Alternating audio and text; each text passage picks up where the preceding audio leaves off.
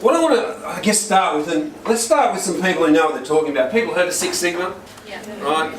Sad people who have to do project management and all that sort of stuff. So, the thing is, I don't know if some of you realised I wrote a book called Human Sigma.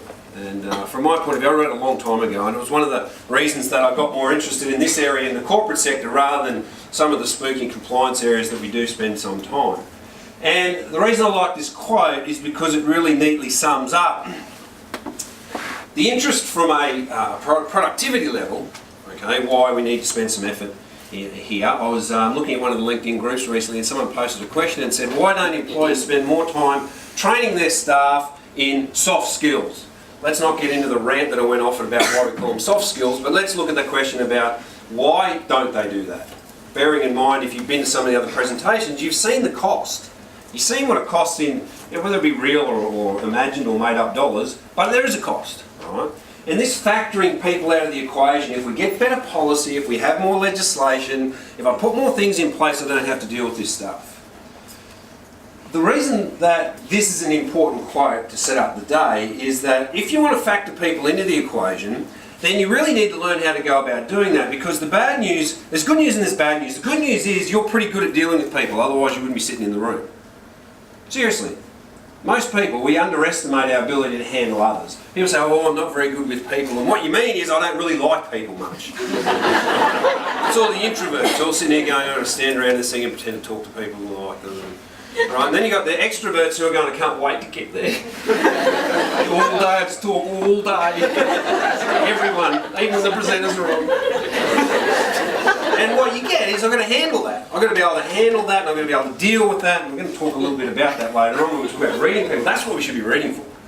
Right, that's the stuff we should be looking for, because that's what creates the problems. I want to factor you out. I want to treat, when I say people, I want to keep you all the same. I want a single set of cues that always means the same thing. When you fold your arm, I want that to mean that you're defensive. That's much easier for me. Right? That's much easier if we do it like that. If you avert your eyes when you're talking to me, I want that to mean that you're being deceptive, because that's much easier if we can just do that. Then I can just have a card I can put in my pocket. Whenever you do something, I look it up, or an app, sorry. Catching up. Look up my app. You're going to look at this when you've got one, haven't you? My body language app, and I take a photo of the guy sitting up there and I go, what is he thinking right now? Wouldn't that be good? Yeah.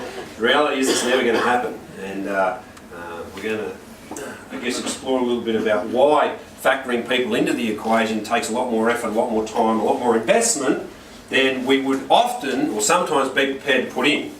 And that's the big deal. We've just been finished, in fact, I finished it this afternoon, 5 o'clock before I came here, the manual for an organisation, a national security organisation. We were teaching them how to get information from people without that people knowing that that's what they're doing. And they've so far invested about 3 months in 12 people. 3 months. Would anyone here's organisation exclusively spend 3 months just developing 12 trainers for the purpose of training someone else? No, I would doubt it. That's the investment. We convinced them that was the investment they needed. Now they're going to have, it's a pretty important job that they're going to do, but it's a big investment. It's a big deal. We want to do this for the cheap. We want to buy a book for $22.95. And that will help us factor people out of the equation. Or get an app. That would be even better, because they're $1.99. Right? I just look at the app and I can just factor these issues out. I can figure out what's really going on.